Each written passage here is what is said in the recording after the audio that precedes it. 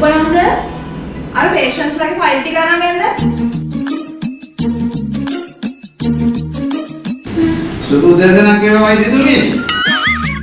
අර බල්ලා විකපු මේ ලෙඩාගේ අර ගහෙන් වැටිලා කොන්ද බිරිච්චි ලෙඩාගේ මේ වාර්තා දෙක නම් මං ගෙනවා. කොපලම්ද එතකොට මේ බ්ලඩ් එකේ යූරින් එකේ රිපෝට්ස්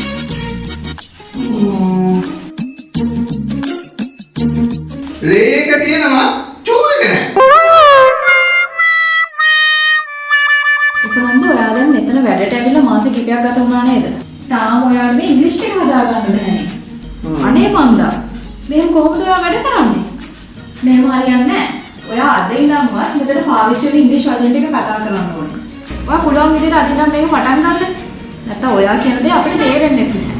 හොඳයි. කරන්න. හොඳයි. හරි. ඔයා දැන් කතා කරන 10 වෙනි දේ පේෂන්ට් පොඩ්ඩක්.